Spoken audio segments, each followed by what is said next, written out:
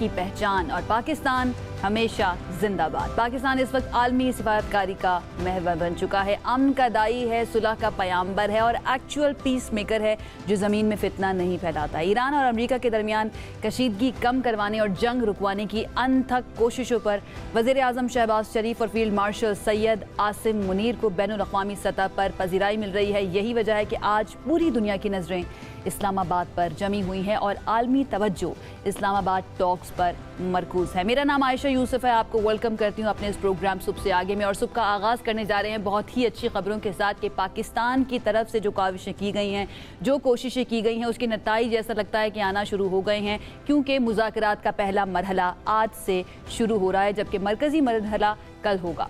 अमरीकी वफ़द की क़यादत में कौन कौन शामिल है ये बता देते हैं कि नायब सदर JD वैंस उनके हमरा मौजूद हैं और स्टीव विटकॉफ और जैरेड कुशनर भी शामिल हैं।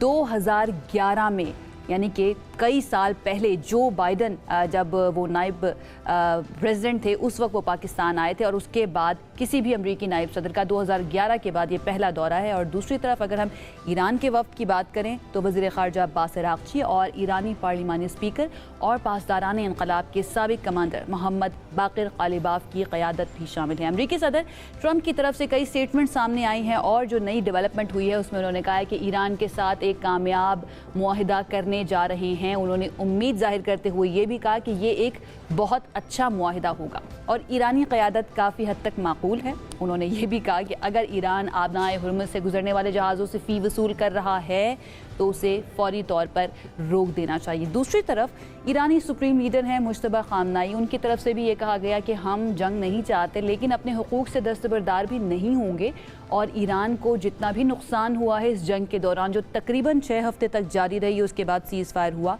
उसका हम अजाला जो है वो तलब करते हैं, कॉम्पनसेट किया जाए। ये उनके 10 निकात में भी शामिल है, 10 शराइत में शामिल है।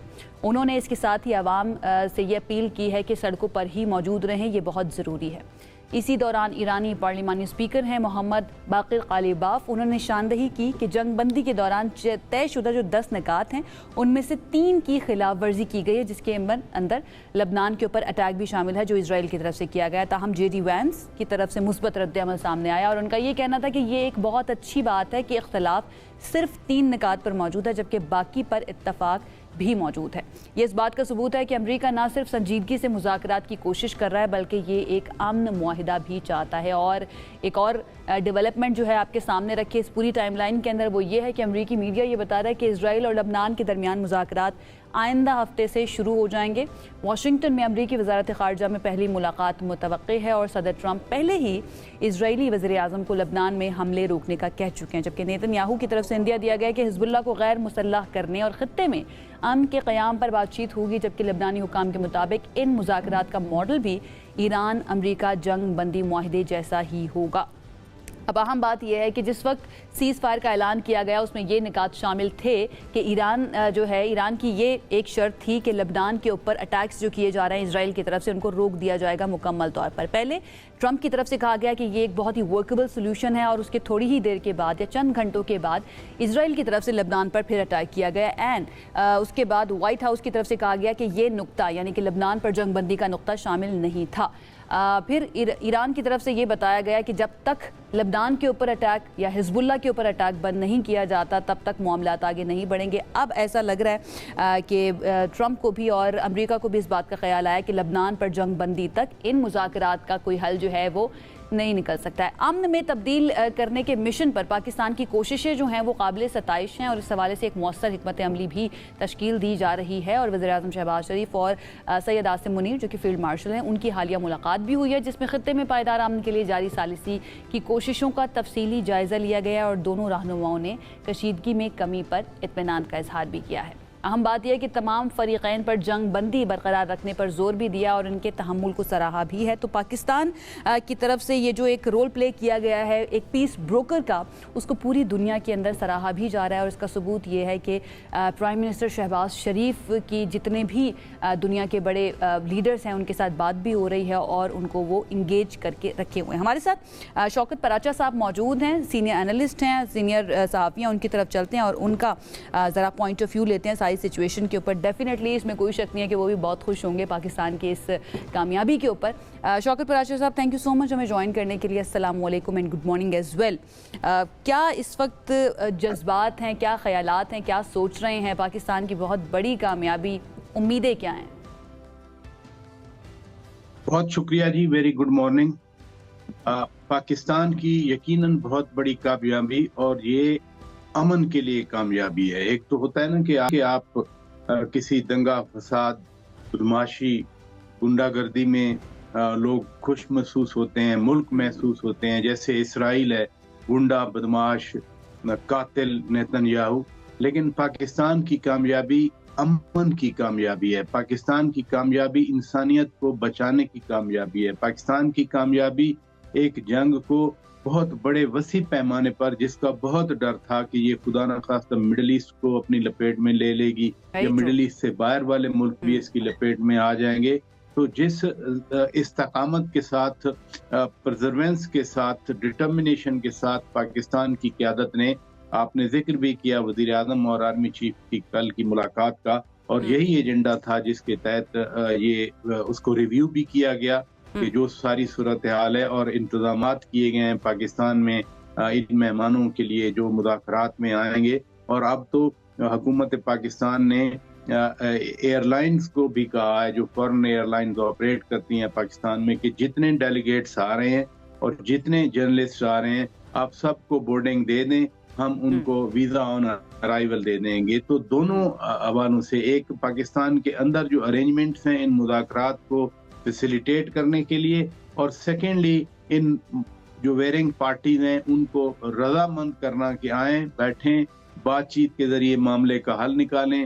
جنگ کسی کے مفاد میں نہیں ہے, امن پوری دنیا کے مفاد میں, اور اسپیشلی مڈل ایسٹ کا امن, جہاں تیل کی سپلائی رکی اور آگ لگ گئی مہنگائی کی. ساری دنیا تڑپ رہی ہے, پوری انسانیت تڑپ رہی ہے اس مہنگائی کی وجہ سے. اور اگر پاکستان آج اس جنگ کو بجھانے میں کامیاب ہو جاتا ہے تو میرا خیال ہے یہ صرف پاکستان کی عوام نہیں, خطے کی عوام نہیں, پوری دنیا کے لوگ خوش ہوں. شوکت صاحب, what does it mean for Pakistan? کیونکہ ہم وہ ملک ہیں جو دہشت گردی میں ہم کہہ سکتے ہیں کہ تقریباً لاکھوں جانیں جو ہیں نا وہ گوا چکے ہیں. حالانکہ ہم اپنی طرف سے پوری کوشش کرتے رہے کہ دہشت گردی کو ہرائیں بھی, اور ہم نے ہرایا بھی ہے, بٹ رائٹ ناؤ ابھی بھی ہم لڑ رہے ہیں ان دہشت گردوں سے, چاہے وہ کچھ پڑوسی ممالک ہوں یا پھر جو انسرجنٹس گھس کر بیٹھے ہوئے ہوتے ہیں ان کی بات کر لی جائے. پھر یہ الزام بھی لگایا جانا کچھ ممالک کی طرف سے کہ بھئی یہ جو ہے نا دہشت گردی کو ایکسپورٹ کرنے والا ملک ہے. ایسے میں اس طرح سے پاکستان کا رول پلے کرنا دنیا کی نظر میں ایک ریجوینیٹ کر لیا ہے ہم نے اپنی ایک امیج کو, جو کوشش کی گئی تھی ڈسٹارٹ کرنے کی ایک ملک کی طرف سے, انڈیا کی طرف سے خاص طور پر.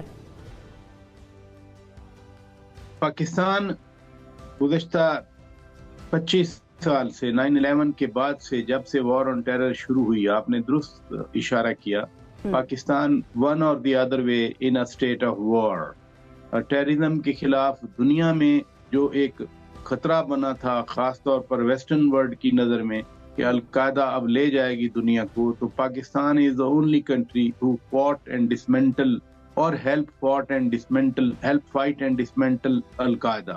پاکستان نے اتنا بڑا دنیا کے امن کے لیے کنٹریبیوٹ کیا to end this menace of terrorism, اور یقیناً چونکہ Pakistan on the forefront پہ رہا تو اس لیے پاکستان نے اس دہشت گردی کے خلاف جنگ میں سب سے زیادہ نقصان اٹھایا, سب سے زیادہ قربانیاں دی, اور ابھی بھی پاکستان قربانیاں دے رہا ہے. اور پھر اس میں امپیٹس آ گیا گزشتہ سال مئی والی جنگ میں, جب بھارت نے پاکستان پر اٹیک کیا. The way Pakistani forces, Pakistani people, Pakistan itself fought against, اس کا تو اب صدر ٹرمپ پچھلے ہفتے بھی ذکر کر رہے تھے کہ پاکستان نے, وزیر اعظم پاکستان نے ان کو کریڈٹ دیا 20 سے 50 ملین انسانوں کو بچانے کا.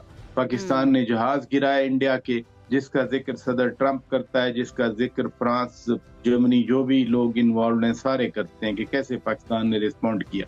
تو یہ وہ حوصلہ, یہ وہ ڈٹرمنیشن ہے, یہ وہ کریج, جرأت, آڈیسٹی ہے پاکستان کی, جس کے تحت پاکستان گزشتہ 25 سال سے مسلسل لڑ رہا ہے. اور اب بھی دیکھیں, موجودہ army chief CDF field marshal Asim Munir Syed, انہوں نے स्पेशली दहशतगर्दी की आपने बात की, उन्होंने बड़ी क्लैरिटी दी है। उन्होंने इतनी क्लैरिटी दे दी है कि किसी भी सूरत में इन दहशतगर्दों को जो अफगान सरजमीन में पनाहगाहें बना के बैठे हैं, जिनको वहां पर सेंचुरीज हासिल हैं, हम किसी तरह इनके साथ ना कोई बात करेंगे और ना इनके साथ कोई समझौता करेंगे, ना इनके सामने झुकेंगे। अब पहली बार क्लैरिटी ये आई है कि जो पाकिस्तान पे अटैक आएगा अफगान सरजमीन से, पाकिस्तान उन ठिकानों को जाकर निशाना बनाएगा। और आपने देख लिया, कंधार हो, काबुल हो, पख्तिका हो, पख्तिया हो, नूरिस्तान हो, कुन्नड़ हो, बदखशां हो, जहां जहां से दहशतगर्द निकल के पाकिस्तान पर अटैक किया, उन्होंने पाकिस्तान हैज रिस्पॉन्डेड बैक। अच्छा, वो शौकत साहब, ये कहा जाता है कि अपॉर्चुनिटी भी उसी के पास आती है जो उस अपॉर्चुनिटी के लिए अपने आप को तैयार रखता है, और ये हमने देखा है फील्ड मार्शल आसिम मुनीर के आने के बाद उनकी जो एक प्रोएक्टिव अप्रोच है, चाहे वो सिफारतकारी के मामले के अंदर हो या दहशतगर्दी के खिलाफ जंग के मामले के अंदर हो, और इस वक्त जो सिचुएशन बनी उसके अंदर एक मीडिएटर के तौर पर पाकिस्तान को सामने लाने का मामला हो, ये जो हमने ओवर द इयर्स अपनी अप्रोच को चेंज किया है, आपको लगता है कि इसने बहुत बड़ा रोल प्ले किया है पाकिस्तान के इमेज को बेहतर करने में या पाकिस्तान के ताल्लुकात दुनिया भर के साथ तब्दील करने के अंदर? देखिए ना, जहां तक इमेज की बात है तो आज सिर्फ पाकिस्तान का नाम लिया जा रहा है पूरी दुनिया में। कल जो कॉलें आई, अमीर ऑफ कतर ने कॉल की, जर्मन चांसलर ने कॉल की, ऑस्ट्रियन चांसलर ने कॉल की, फ्रेंच प्रेसिडेंट ने कॉल की, वजीर आजम को कॉलें आई। इसी तरह से अगर नायब वजीर आजम और वजीर खारजा इसहाक डार साहब की बात करूं तो साउथ अफ्रीका, यानी वो अफ्रीका के एक कोने से लेके और बरतानिया की फॉरेन सेक्रेटरी कूपर तक उनको कॉलें आई। अजरबैजान के साथ उनका राब्ता हुआ, सऊदी फॉरेन मिनिस्टर के साथ 24 घंटे में 2 बार राब्ता हुआ। ये क्या रिफ्लेक्ट करता है कि पाकिस्तान की तरफ देखा जा रहा है, हर कोई पाकिस्तान से इनपुट लेना भी चाहता है और पाकिस्तान के साथ एंगेज करके इस अमन को आगे बढ़ाना चाहते हैं। तो आज पाकिस्तान है, आज दुनिया में पाकिस्तान की गूंज है, मैं फिर कहूंगा, और ये गूंज है अमन का पैगंबर पाकिस्तान बना है। वैसे भी मैं एक बात करूं आपसे, आज अगर ये कुछ हो रहा है, सिर्फ ये पहली बार नहीं हो रहा।